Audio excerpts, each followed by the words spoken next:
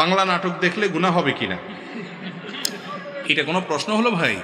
বাংলা নাটক দেখলে গুনাহ হবে মানে আপনার সন্দেহ হচ্ছে যে দেখেন কোন লেভেলে গেছে মানুষ, মনে করে হিন্দি ইংরেজি দেখলে না গুনাহ হবে, বাংলা দেখলে কি আর গুনাহ হবে? দেখুন ভাই, হাসার জিনিস না। কোনো আমাদের কাছে অনেক এমন এমন প্রশ্ন আসে যে প্রশ্নগুলো দূর থেকে মানুষ মনে করে এটা কেউ করে, আসলে ওই লোকটা ওটা জানা দরকার, অতটুকু উনি জানেন না, হয়তো হতে পারে।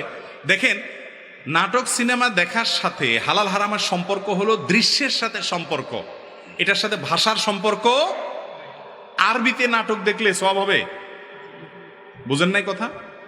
আরবিতে যদি আপনি নাটক দেখেন যে নাটকে নারী পুরুষ একসাথে অভিনয় করে, মিউজিক আছে, হারাম জিনিস আছে যেটা দেখা হারাম, এটা যদি আরবিতেও দেখানো হয় জায়েজ হবে না?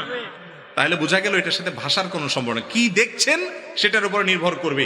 আপনি যদি কোনো পর্নোর দিকে তাকান তাহলে সেটা দেখা কি, এবং কোনো হারাম দৃশ্য যদি দেখেন, অশ্লীল কোনো দৃশ্য যদি দেখেন, মিউজিক যদি আপনি উপভোগ করেন, তাহলে সেক্ষেত্রে সেটা কি হবে?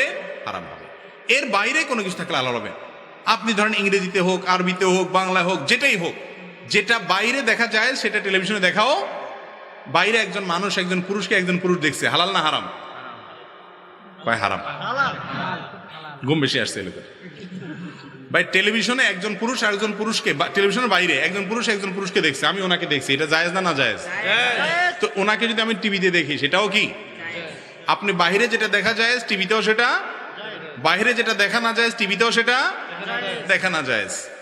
বাহিরে একজন পুরুষ একজন নারী যার মাহরাম না, তাকে দেখা জায়েজ আছে? তাহলে টিভিতে দেখাও।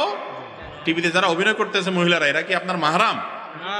তাহলে তাদেরকে দেখা না জায়েজ। অতএব নাটক বাংলায় না আরবিতে না ইংরেজিতে এটা মুখ্য না, মুখ্য হলো কি আছে তাতে।